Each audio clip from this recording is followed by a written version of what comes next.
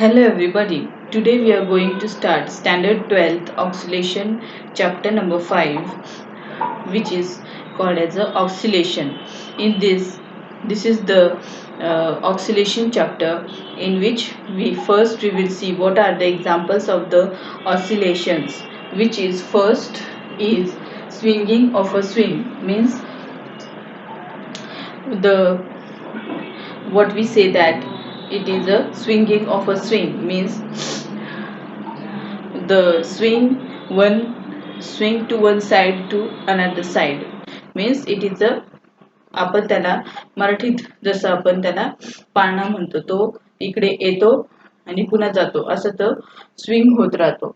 दुसरं आहे motion of a pendulum of a clock, म्हणजे motion of a pendulum of a clock म्हणजे पेंडुलमचं जे मोशन आहे, क्लॉकचं जी पेंडुलम आहे, आपण जुन्या काळी जी आपण घड्याळ बघितली असेल तर त्या घड्याळीमध्ये पेंडुलम असायचा की तो इकडे इकडे अशा पद्धतीने टू आणि फ्रो त्या साईडला त्याच तीच पोझिशन तो जो आहे, म्हणजे तीच घटना जो आहे, तीच काय म्हणतात त्याला आपण, तीच प्रोसिजर तो वारंवार रिपीट करतो, त्याला आपण म्हणतो pendulum. Means the it's the motion of a pendulum of a clock. आणि सेकंड आहे व्हायब्रेशन ऑफ अ गिटार. आपण गिटार बघितले असेल तर गिटार मध्ये सुद्धा ज्या तारा असतात त्या तारांचं सुद्धा व्हायब्रेशन होतं, आणि मग ते सुद्धा एक्झाम्पल आहे ऑसिलेशनचं. आणि दुसरं एक्झाम्पल आहे, पुढचं आपण बघूया, up and down motion of a needle of a swimming machine. म्हणजे आपण बघतो की सिलाईची मशीन असते, आपण ज्यांनी कपडे शिवतो त्याच्यामध्ये सुद्धा जी ती सुई असते ती कशी होते, अप अँड डाऊन मोशन होती त्याची, बरोबर. ते सुद्धा आहे एक्झाम्पल ऑफ अ ऑसिलेशन. पुढचं बघूया, motion of the prongs of a vibrating tuning fork. बरोबर. आता ह्याच्यामध्ये आपण बघूयात what do you mean by prongs. What is prongs? So prongs म्हणजे कोणताही आणीदार टोक, कोणताही आणीदार टोक. तर असा एक टोक जो आहे तो व्हायब्रेट होतो ट्युनिंग फॉर्क मध्ये. तर आता ट्युनिंग फॉर्क जे आहे ते आपण प्रॅक्टिकल मध्ये बघितल्यावर आपल्याला लक्षात येईल की ट्युनिंग फॉर्क काय आहे ते, बरोबर. ते सुद्धा हे ऑसिलेशन मोशन मध्ये येतं, बरोबर. आता पुढचं आपण एक्झाम्पल बघूया, ऑसिलेशन ऑफ अ स्प्रिंग. आता एखादं स्प्रिंग आपण जर घेतलं, सपोज आपल्याकडे एक स्प्रिंग आहे छोटी, पेनामध्ये एक स्प्रिंग असते किंवा पेन्सिल मध्ये सुद्धा एखादी असते ना स्प्रिंग, तर त्याचं जर आपण ऑसिलेशन केलं, त्या एका टोकाला आपण धरून ठेवलं आणि दुसऱ्या टोकाला जर आपण घेतलं आणि सोडून दिलं तर काय होईल, ते ऑसिलेट होईल, ते पुन्हा रिअल पोझिशन वर जाईल. म्हणजेच काय, तो काय होईल, regain their original position. Okay. Means oscillation मध्ये मेन काय होतं की जसं जसं आपण त्याला फोर्स लावतो स्प्रिंगला, सपोज एक्झाम्पल आपण स्प्रिंग घेतलं, तर it will regain its original shape and size after the forces are remove. म्हणजे त्याची डिफॉर्मिंग फोर्सेस, त्याला डिफॉर्मिंग फोर्सेस आपण असं म्हणतो. म्हणजेच इलास्टिक प्रॉपर्टी असते स्प्रिंग मध्ये. जसं इलास्टिसिटीची डेफिनेशन आहे की the property which regains its original shape and size after the deforming forces are removed. तसंच हे ऑसिलेशन मध्ये होत असतं. आता असं मोशन आहे हे, असं पण एक मोशन असतं की जे साइन आणि कॉसच्या फंक्शनने रिप्रेझेंट होतं, बरोबर. तर असं मोशन की जे साइन आणि कोसाइन फंक्शनने रिप्रेझेंट होतं, असं फंक्शन जे आहे त्या फंक्शनला आपण हार्मोनिक फंक्शन असं म्हणतो. आणि मग त्यालाच आपण मग पुढे सिंपल हार्मोनिक मोशन असं म्हणतो, बरोबर. आणि जर सिंपल हार्मोनिक मोशन जर स्ट्रेट लाईन मध्ये जर असेल तर आपण त्याला म्हणतो लिनियर सिंपल हार्मोनिक मोशन. आणि जर मोशन जो आहे तो विदिन अन आर्क जर असेल, सर्कलच्या आर्क मध्ये जर असेल तर आपण त्याला म्हणतो angular circular angular simple harmonic motion, बरोबर. आता आपण बघूयात what is periodic motion and what is periodic time.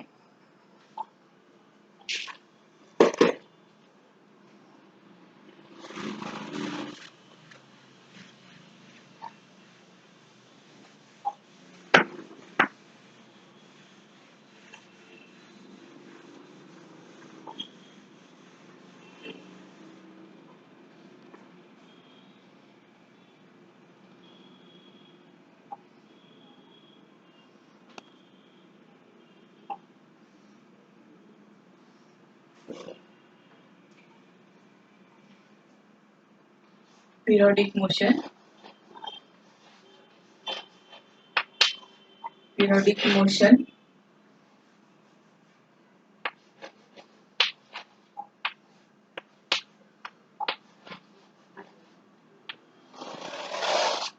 Periodic motion आणि periodic time म्हणजे काय? Periodic time. आता periodic motion म्हणजे any motion which repeats itself after some interval of time is called as a periodic motion, and the same set of movement is repeated after some interval of time. The time taken to repeat the same set of movement is called as a periodic time. एकदम simple आहे, बरोबर. हे आपलं सगळं या चॅप्टरचं introduction चालू होतं, बरोबर.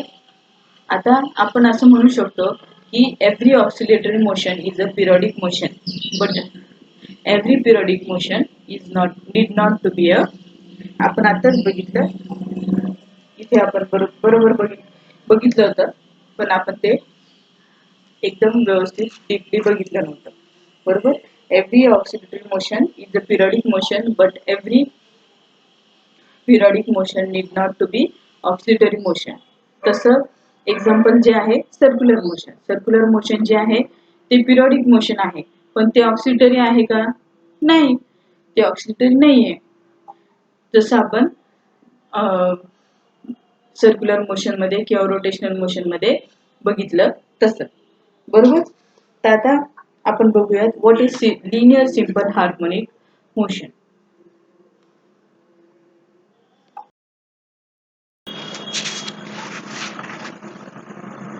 Now first, going to the linear simple harmonic motion, we will see what is the time period or t and n. So what is n and t?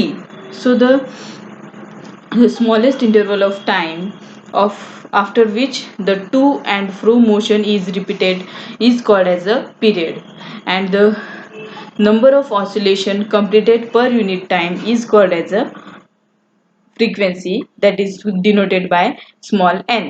Now in the linear simple harmonic motion, we will take a small rectangular box, okay, a small rectangular block, not box, it is a block we have taken, and in this block, on a smooth, this is a smooth frictionless surface. I have not written here frictionless surface.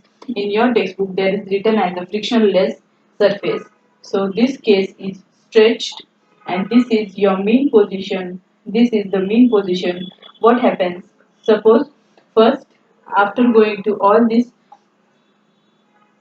case, after all this article, we will see how is the sponge reacts to our uh, when we ever apply a force. Take suppose there is a sponge in my hand, and what I am doing, there is a sponge in my hand like this. I am not applying any force on the sponge. Then what happens? Before applying a force, the shape and size of the sponge is as it is as normal. Okay, when I am applying a force on that sponge, what happens?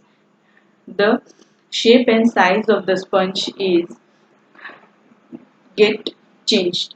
Okay, it is changing. म्हणजे मी force त्या स्पंजवर मी जेव्हा force लावते तेव्हा त्याचं जे आहे त्याची जो शेप आहे, त्याचा जो शेप आहे आणि साईज आहे ती चेंज होऊन जाते. ती माझ्या हाताच्या आकाराला होऊन जाते, ते मोल्ड होऊन जातं.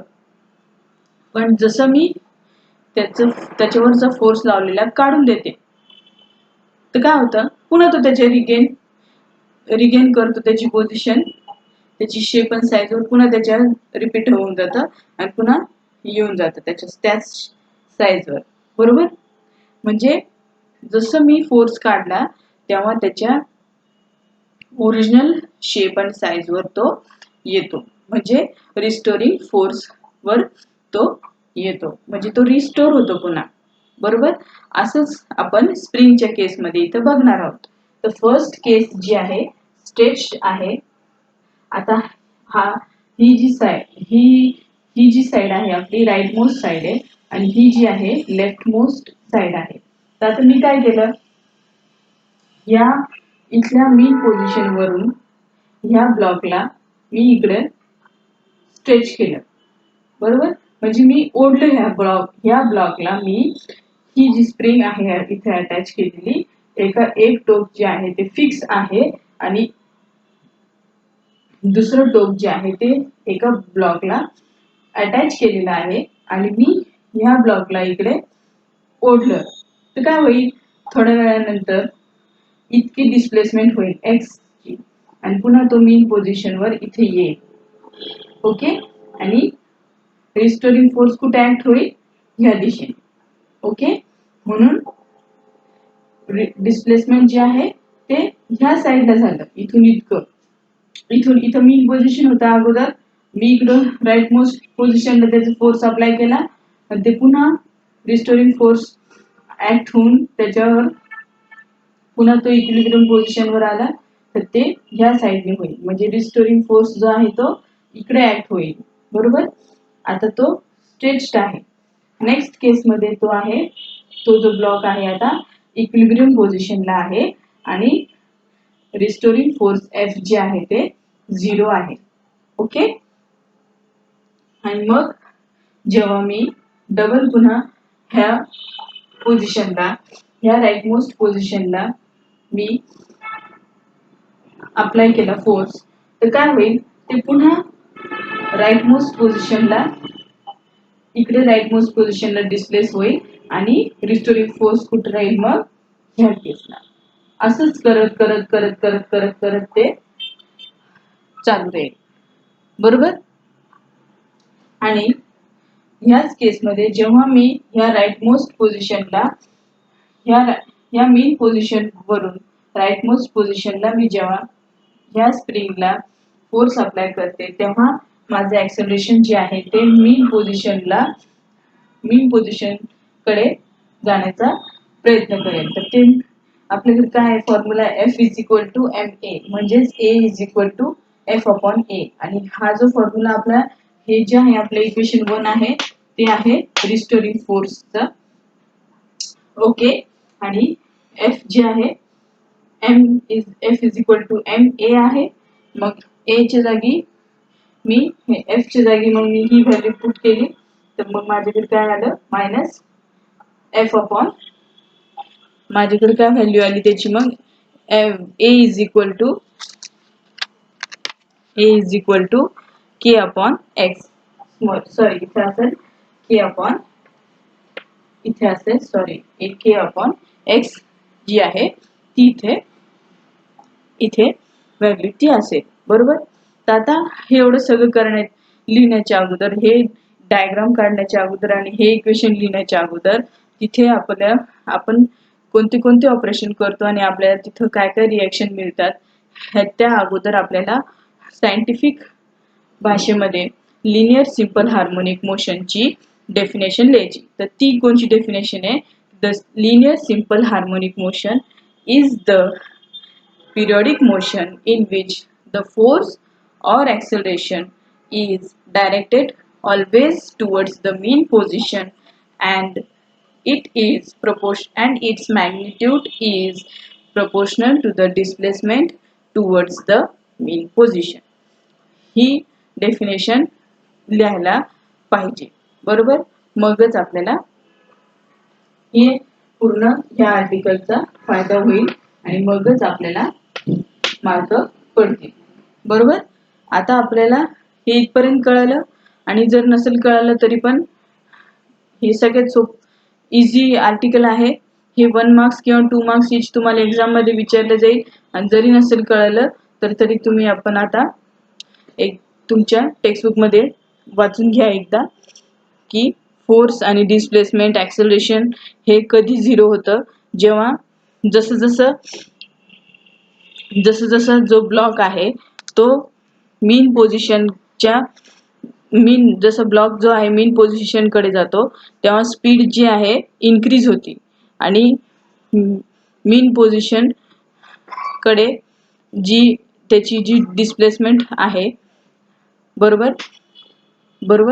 जेव्हा ब्लॉक जो आहे जसा मूव्ह होतोय मीन पोझिशन कडे तेव्हा स्पीड इन्क्रीज होते आणि त्यामुळे त्याची जी पोझिशन आहे ती कमी होत जाते, म्हणजेच डिस्प्लेसमेंट जे आहे ते डिक्रीज होत राहतं आणि मग डिस्प्लेसमेंट आणि फोर्स आणि ॲक्सेलरेशन हे झिरो होत जातं, बरोबर. The speed of the block at the mean position becomes maximum and hence the kinetic energy attains its maximum value, बरोबर, ॲट इट्स पोझिशन. ओके, हे सुद्धा आपल्याला लिहायचं आहे. आता पुढचं आर्टिकल आपण बघूयात. What is differential equation of SHM.